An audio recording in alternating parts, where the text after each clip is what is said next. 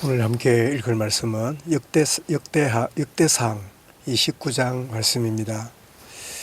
역대상 29장 26절부터 30절까지 말씀을 함께 읽도록 하겠습니다.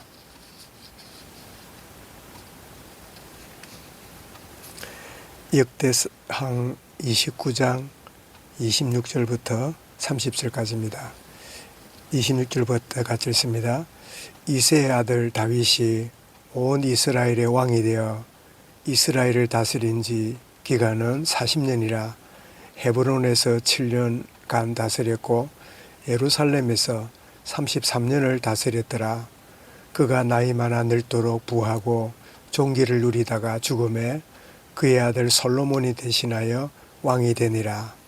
다윗 왕의 행적은 처음부터 끝까지 선견자 사무엘의 글과 선지자 나단의 글과 선견자 갓의 글에 다 기록되고 또 그의 왕된 일과 그의 근세와 그와 이스라엘과 온 세상 모든 나라의 지난날의 역사가 다 기록되어 있느니라. 아멘. 다윗의 생애란 제목으로 말씀을 드리겠습니다. 이스라엘의 초대 왕은 사울 왕이지요. 그런데 그가 세워질 때는 겸손하게 세워졌지만 점점 세월이 가고 나라가 부강하고 많은 힘이 생기게 되니까 점점 하나님을 거역하고 불순종의 자리로 나아가게 되므로 하나님께 버림을 받게 되고 새로운 왕이 세워지는데 그 왕이 바로 다윗 왕입니다. 이 다윗 왕은 이 목동으로 있을 때부터 또 이 노래하는 악기를 다루는 자로 또 장군으로 또 어떤 역할이든지 간에 참 충실하게 자기에게 자기 일을 감당하는 충성스러운 그런 일꾼이었음을 우리가 기억합니다.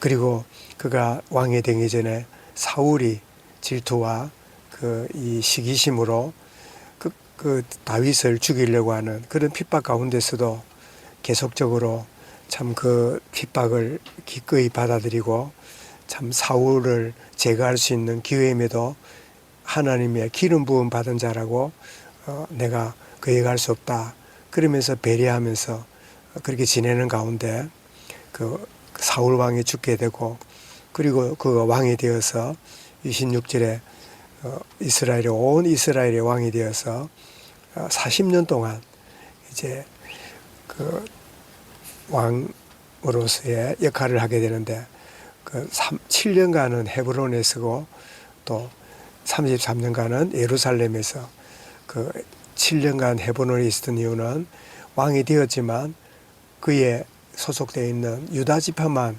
인정하는 그런 왕이었다면 이제 7년 이후에 전 이스라엘 통일 왕국을 다스리는 그런 왕이 되므로 예루살렘에서 통치했다. 그런 이 표현입니다. 그가 살아있는 동안에 통일 왕국을 건설을 하고 또 하나님께 성전을 참 건축하고 참 주어진 일에 참 하나님의 말씀을 따라 참 나아가는 그런 생애였음을 우리가 알게 되는데 그러나 그도 참 허물이 있었고 또 죄악 가운데 빠지는 경우들이 종종 있었지만 그때마다 변명하고 핑계하고 포장하지 않고 진정으로 인정하고 회개하고 그러면서 내가 의롭고 내가 참 괜찮은 인물이고 내가 누구보다 좀 나은 인물이구나 라고 착각했다가 자신의 허물이 드러나고 또 죄악 가운데 빠질 때마다 나는 죄악 중에 잉태된 그런 존재구나 이 사실을 알고 참 하나님 앞에 참 온전히 회개하고 참 돌이키는 이런 참 그의 모습을 우리가 보게 되는데 그래서 오히려 참 형통하고 번성할 때 하나님을 찬양했지만 오히려 허물과 죄악 가운데 빠질 때 더욱 하나님과 연합하고 하나님과의 친밀함을 회복하는 그런 참 축복의 생애가 다윗의 생애다라고 우리 말할 수 있겠습니다. 그래서 다윗의 생애를 우리는 시편 23편에서 우리가 참 찾아볼 수 있는데, 우리가 잘 기억하는 대로 10편 23편의 기록이 여호와는 나의 목자시니 내게 부족함이 없습니다. 그가 나를 푸른 풀밭에 누이시고 실는 말 물가로 인도하십니다. 내 영혼을 소생시키시고 자기 이름을 위하여 의의 길로 나를 인도하십니다. 내가 사망의 음침한 골짜기로 다닐지라도 해를 두려워하지 않을 것은 주께서 나와 함께 하심입니다. 주의 지팡이와 막대기가 나를 안위하시나이다. 지팡이는 나를 인도하는 도구로서의 표현이라면, 막대기는 때로는 빗나갈 때 나를 이렇게 때려서라도 돌이키게 만드는 하나님의 더 깊은 사랑의 도구가 바로 지팡이도 되고 막대기가 됨을 말하지요. 그러면서 5절에서 다윗은 고백합니다. 주께서 내 원수의 목전에서 내게 상을 차려주시고 기름을 내 머리에 부으셨으니 내 잔이 넘칩니다. 내 평생의 선하심과 인자하심이 반드시 나를 따르리니 내가 여호와의 집에 영원히 살겠습니다. 참 이런 고백이 이 다윗의 그 생애를 잘 보여주는 그런 참 고백인데, 참 시편을 통해서 다윗의 신앙과 그의 중심을 잘 알 수 있는 시편 23편 임감 동시에 18편에다 보면 참 다윗은 이런 고백을 합니다. 시편 18편에 나의 힘이 되신 여호와여 내가 주를 사랑합니다.